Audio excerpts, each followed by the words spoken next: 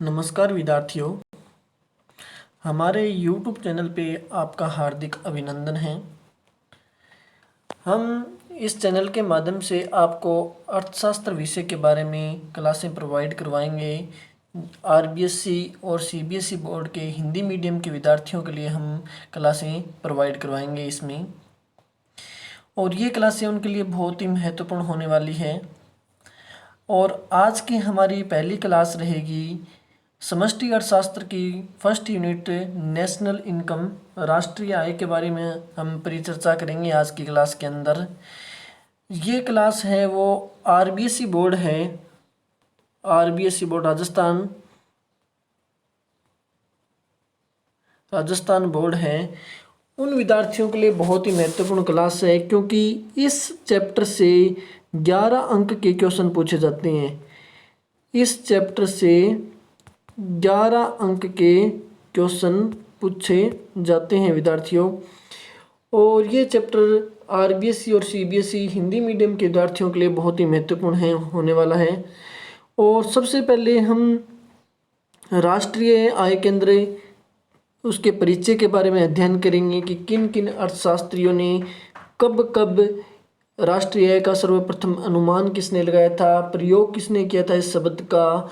और भारत के संबंध में इसकी स्थिति को जानेंगे कि कौन से अर्थशास्त्री हुए जिन्होंने सबसे पहले इसके बारे में अध्ययन किया है, और कौन कौन से ऑर्गेनाइजेशन बने हुए हैं जो इसके लिए आंकड़ों को कलेक्शन करवाते हैं, प्रोवाइड करते हैं। कौन कौन से जो संगठन बने हुए हैं या ऑर्गेनाइजेशन बोल सकते हैं, उनकी स्थापना कब हुई है, इन सब के बारे में हम आज परिचर्चा करेंगे। सर्वप्रथम तो देखो, सर्वप्रथम राष्ट्रीय आय का सबसे पहले प्रयोग किया था साइमन कुजनेट्स ने 1934 में, और ये एक अमेरिकी अर्थशास्त्री थे। आपसे एक नंबर का क्वेश्चन पूछ ले कि सर्वप्रथम, या कंपटीशन एग्जाम में भी पूछ सकता है कि सर्वप्रथम राष्ट्रीय आय का प्रयोग किसने किया था, तो साइमन कुजनेट्स ने कब किया था, 1934 में, जो अमेरिका के एक अर्थशास्त्री थे।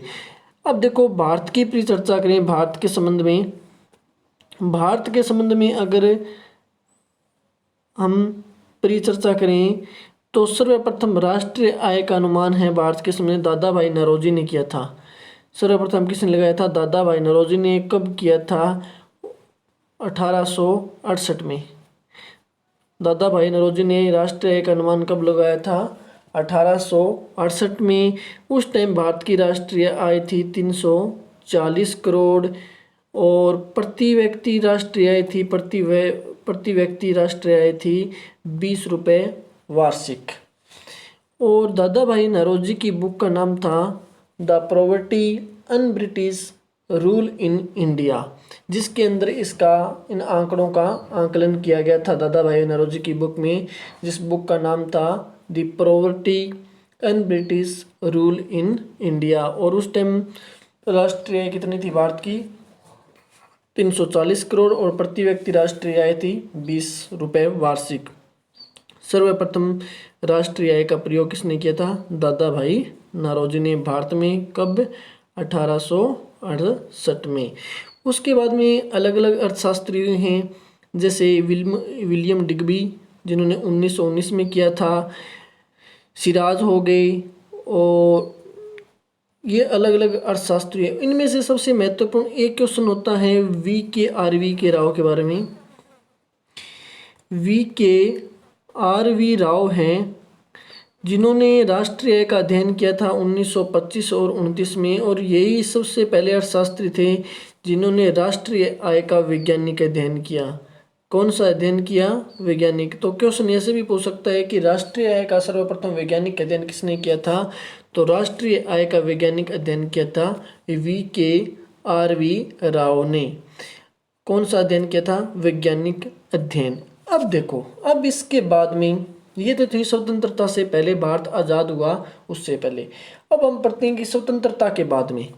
तो देखो, स्वतंत्रता के बाद में जब भारत देश आज़ाद हुआ तो 4 अगस्त 1949 को एक समिति का गठन हुआ। उस समिति का नाम था राष्ट्रीय आय नियोजन समिति। उस समिति का नाम क्या था, राष्ट्रीय आय नियोजन समिति। यह समिति 4 अगस्त 1949 को बनी थी। इसके अध्यक्ष थे पीसी महालनोबिस। इसके अध्यक्ष कौन थे? पीसी महालनोबिस। इनकी अध्यक्षता में यह समिति बनी थी और इस समिति ने 1951 से 1955 तक भारत की राष्ट्रीय आय का अध्ययन किया।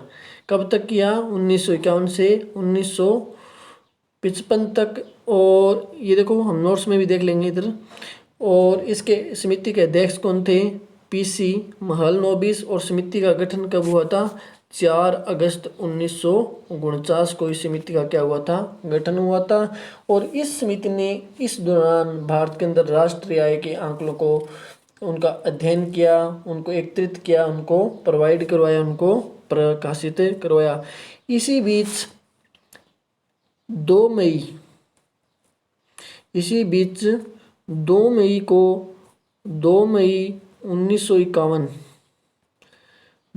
1951 को एक संगठन का निर्माण हुआ था जिसको बोलते हैं CSO, सेंट्रल स्टैटिक्स ऑर्गेनाइजेशन, केंद्रीय सांख्यिकी संगठन, जिसकी स्थापना कब हुई थी? 2 मई 1951 को। और इसका मुख्यालय कहाँ पे है? नई दिल्ली के अंदर है।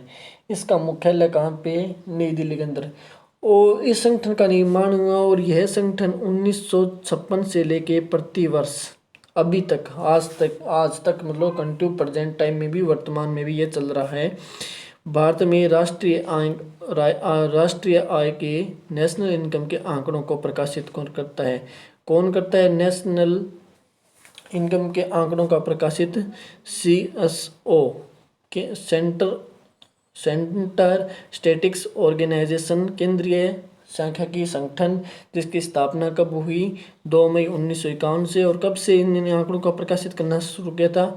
1956 से इन्होंने आंकड़ों को प्रकाशित करना शुरू किया।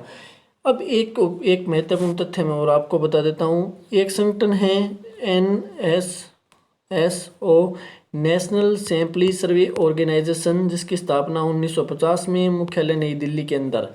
और यह संगठन है जो राष्ट्रीय आय से संबंधी आंकड़ों को एकत्रित करता है। क्या करता है? कलेक्टेड करता है, एकत्रित करता है। कौन करता है? NSSO। जबकि जारी कौन करता है? जारी करता है CSO। देखो अब यहाँ पे 2 कॉन्सेप्ट हो गए, तथ्य हो गए महत्वपूर्ण। ये कंपटीशन एग्जाम के लिए भी बहुत महत्वपूर्ण होते हैं। देखो, राष्ट्रीय आय संबंधी आंकड़ों को प्रकाशित कौन करता है? प्रकाशित करता है CSO। जबकि राष्ट्रीय आय संबंधी आंकड़ों को एकत्रित कौन करता है? एकत्रित करता है NSSO, जो नेशनल सैंपल सर्वे ऑर्गेनाइजेशन, जिसकी स्थापना 1950 में, मुख्यालय भी नई दिल्ली के अंदर है। CSO की स्थापना हुई थी 2 मई 1951 में, जो 1956 से लगातार से कंटिन्यू प्रेजेंट टाइम वर्तमान तक राष्ट्रीय आय संबंधी आंकड़ों को क्या कर रहा है? प्रकाशित कर रहा है। तो ये तो CSO तो क्या करता है? प्रकाशित करता है। और NSSO क्या करता है? आंकड़ों को एकत्रित करता है। ये जो NSSO वाला है, ये प्रश्न 2nd ग्रेड 2018 के अंदर पूछा हुआ था, जिसके अंदर ऐसे पूछा कि राष्ट्रीय आय संबंधी आंकड़ों को एकत्रित कौन करता है? तो एकत्रित तो NSSO करेगा, जबकि प्रोवाइड प्रकाशित कौन करेगा? प्रकाशित करेगा CSO। ये बोर्ड एग्जाम के अंदर 1-1 नंबर के क्वेश्चन पूछने की पूरी संभावनाएं रहती है। अब देखिए, एक तथ्य और बता देता हूँ NSSO के बारे में आपको कि NSSO क्या है कि भारत में निर्धनता संबंधी आंकड़े हैं। निर्धनता संबंधी आंकड़ों को कौन जारी करता है? NSSO। प्रति 5 वर्ष में एक बार भारत में निर्धनता संबंधी आंकड़ों को भी जारी कौन करता है? NSSO।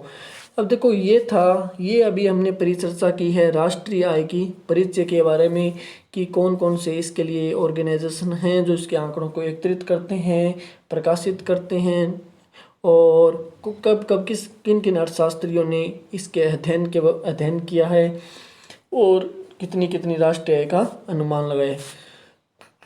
अब हम आगे पढ़ेंगे नेशनल इनकम, राष्ट्रीय आय का अर्थ एवं परिभाषा। और देखो क्या होता है कि बोर्ड एग्जाम के अंदर कभी परिभाषा नहीं पूछी, किसी अर्थशास्त्री का नाम दे के उसके बारे में कभी परिभाषा नहीं पूछता।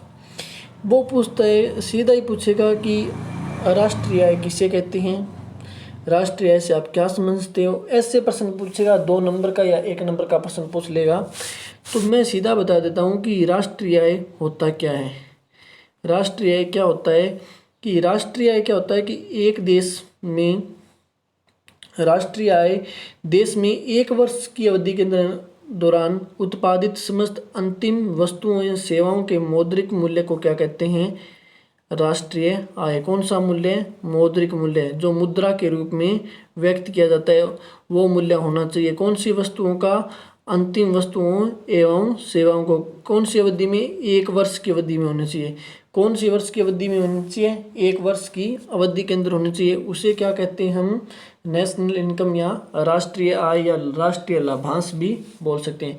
तो देखो, राष्ट्रीय आय किसे कहते हैं कि देश में 1 वर्ष की अवधि के दौरान उत्पादित समस्त अंतिम वस्तुओं एवं सेवाओं के मौद्रिक मूल्य को क्या कहते हैं? हम राष्ट्रीय आय कहते हैं।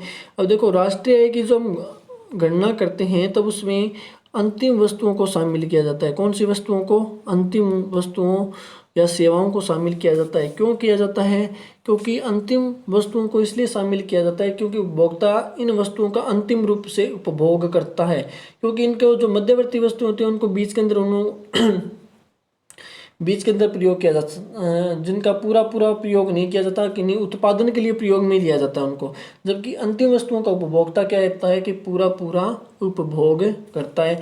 इसलिए राष्ट्रीय आय की गणना के लिए कौन सी वस्तुओं को शामिल किया जाता है? अंतिम वस्तुओं और सेवाओं को शामिल किया जाता है। अब देखो, राष्ट्रीय आय के संबंध में विभिन्न अर्थशास्त्रियों ने अलग अलग डेफिनेशन दी। ये डेफिनेशन बोर्ड एग्जाम के अंदर कभी नहीं पूछता, कभी नहीं पूछी, आज तक का रिकॉर्ड है। कभी किसी का अर्थशास्त्री का नाम देके डेफिनेशन नहीं पूछी। लेकिन कंपटीशन एग्जाम के थ्रू मैं आपको बता देता हूँ कि जो मार्शल हुए हैं, मार्शल ने अर्थशास्त्र की उत्पादन प्रधान परिभाषा दी है। कौन सी परिभाषा दी है? उत्पादन प्रधान। क्या बोला है उन्होंने कि किसी एक देश का श्रम एवं पूंजी उसके प्राकृतिक साधनों पर क्रियाशील होकर प्रतिवर्ष भौतिक व अभौतिक वस्तुओं को शुद्ध योगफल से पैदा होने वाला देश का वास्तविक लाभांश ही क्या होता है? राष्ट्रीय होता है। इसलिए मार्शल ने उत्पादन को क्या मानना है? इसके अंदर प्रधान माना है। मार्शल ने कौन सी परिभाषा दी है? उत्पादन प्रधान परिभाषा दी है। तो आपको बोर्ड एग्जाम के अंदर पूछ ले या कंपटीशन एग्जाम के अंदर पूछ ले कि राष्ट्रीय आय की उत्पादन प्रधान परिभाषा किसने दी? तो राष्ट्रीय आय की उत्पादन प्रधान परिभाषा किसने दी है? मार्शल ने। अब देखो, इसके आप ये PDF के थ्रू मैं पढ़ा रहा हूँ तो आप इससे नोट्स भी बना सकते हो अपने आराम से को वीडियो को रोक के। अब देखो, अब दूसरी डेफिनेशन पढ़ेंगे हम पीगू की। अब मैं सीधा बता देता हूँ, डेफिनेशन नहीं बता रहा आपको क्योंकि डेफिनेशन कभी पूछता नहीं एग्जाम के अंदर। कि पीगू ने ना मुद्रा और आय प्रधान परिभाषा दी है। कौन सी? मुद्रा और आय प्रधान परिभाषा किसने दी है? पीगू ने। उन्होंने कहा कि राष्ट्रीय समाज की वस्तुपरक आय का वह भाग होता है जो मुद्रा के रूप में मापा जा सकता है। उन्होंने को क्या बता दिया? मुद्रा के रूप में मापा जा सकता है। तो पीगू ने कौन सी परिभाषा दी है? मुद्रा व आय प्रदान। कौन सी परिभाषा दी है? मुद्रा व आय प्रदान परिभाषा किसने दी है? पीगू ने। आप इतना ही याद रखो कि मार्शल ने उत्पादन प्रदान परिभाषा, पीगू ने कौन सी परिभाषा दी है? मुद्रा व आय प्रदान। अब देखो, फिशर ने किसको आधार माने? कंजप्शन को, उपभोग को आधार मान के फिशर ने राष्ट्रीय आय को परिभाषा दी है। उन्होंने क्या बोला है कि राष्ट्रीय लाभांश अथवा आय में केवल अंतिम उपभोक्ताओं द्वारा सेवाओं को शामिल किया जाता है। कौन सी उपभोक्ताओं को? अंतिम उपभोक्ताओं की सेवाओं को क्या किया जाता है? शामिल किया जाता है। अर्थात जिसमें अंतिम वस्तुओं के या उपभोग वस्तुओं जो अंतिम रूप से उपभोग होती है वो कौन सी वस्तु होती है? अंतिम वस्तु। तो उनको शामिल किया जाता है। उन्होंने किसको आधार मानना है? उन्होंने उपभोग को आधार मान के इस राष्ट्रीय आय को क्या किया है? परिभाषित किया गया है। अब साइमन गुजनेट्स ने भी एक परिभाषा दी है, ये बोर्ड एग्जाम के लिए महत्वपूर्ण हो सकती है कि राष्ट्रीय आय वस्तु एवं सेवाओं का वह शुद्ध उत्पादन है जो 1 वर्ष की अवधि के दौरान उत्पादन प्रणाली में अंतिम उपभोक्ताओं तक पहुंचता है, वो क्या होती है? राष्ट्रीय आय। अब देखो, मैं सीधा सिंपल तरीके से आपको पहले बता देता हूँ कि राष्ट्रीय आय कहते किसे हैं। अर्थ, राष्ट्रीय आय किसी देश में एक वर्ष की अवधि के दौरान उत्पादित समस्त अंतिम वस्तुओं एवं सेवाओं के मौद्रिक मूल्य को क्या कहते हैं हम, राष्ट्रीय आय।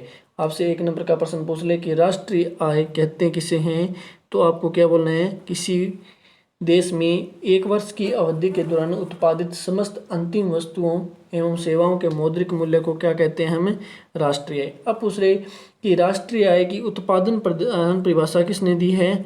आपको क्या करना है, उत्पादन प्रधान परिभाषा किसने दी है, उत्पादन प्रधान परिभाषा किसने दी है, उत्पादन प्रधान परिभाषा किसने दी है, मार्शल ने।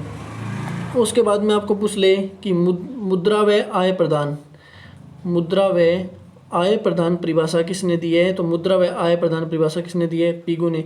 फिशर ने कौन सी परिभाषा दी है, तो फिशर ने दी है उपभोग, कंजप्शन को आधार मान के, उपभोग के आधार पर क्या किया है, राष्ट्रीय आय को परिभाषित किया है। इसके बाद में हम पढ़ेंगे राष्ट्रीय आय की विशेषताएं, बहुत ही महत्वपूर्ण है, हर बार बोर्ड की परीक्षा में रिपीट होते हैं ये क्वेश्चन हर बार। ऐसे प्रश्न पूछ लेगा आपको 4 नंबर का, आरबीएसई बोर्ड के विद्यार्थियों के लिए बता रहा हूँ कि राष्ट्रीय आय की 4 परिभाषाएं, 4 विशेषताएं बताइए। ऐसे ही पूछेगा, 4 पूछेगा, 4 नंबर का क्वेश्चन आएगा, क्योंकि इस लेसन में से 4 नंबर का एक बड़ा प्रश्न पूछता है। तो ऐसे पूछेगा, ये 11 अंक का है तो मैं बता देता हूँ आपको, 2 + 2 + 2 + 4 + 1, एक प्रश्न 2 नंबर, 3 प्रश्न 2 नंबर के पूछता है, एक प्रश्न 1 नंबर का, और एक प्रश्न क्या पूछता है, 4 नंबर का, एक प्रश्न 1 नंबर का। इस प्रकार से यह इसमें अंक डिवाइडेड बांटे गए हैं या डिवाइड किए गए हैं। अब देखो, अब पढ़ते हैं हम इसकी डेफिनेशन तो हो गई। अब पढ़ते हैं राष्ट्रीय आय की विशेषता। पहली विशेषता है कि राष्ट्रीय आय का संबंध एक देश की अर्थव्यवस्था से होता है। अब देखो, हर देश की अर्थव्यवस्था, आर्थिक व्यवस्था है वो अलग अलग होती है। तो राष्ट्रीय आय क्या होता है, मैंने बताया था आपको कि एक देश में एक वर्ष की अवधि के दौरान उत्पादित समस्त अंतिम वस्तुएं सेवाओं के मौद्रिक मूल्य को क्या कहते हैं, हम राष्ट्रीय आय कहते हैं। तो इसमें एक देश मैंने बताया था, तो राष्ट्रीय आय में राष्ट्रीय आय का संबंध कौन सी, एक देश की अर्थव्यवस्था से ही होता है। किससे होता है, एक देश की अर्थव्यवस्था से ही राष्ट्रीय आय का क्या होता है, संबंध होता है। उसके बाद में देखो, 2 नंबर डेफिनेशन है कि राष्ट्रीय आय का संबंध निश्चित अवधि अर्थात एक वित्तीय वर्ष से होता है।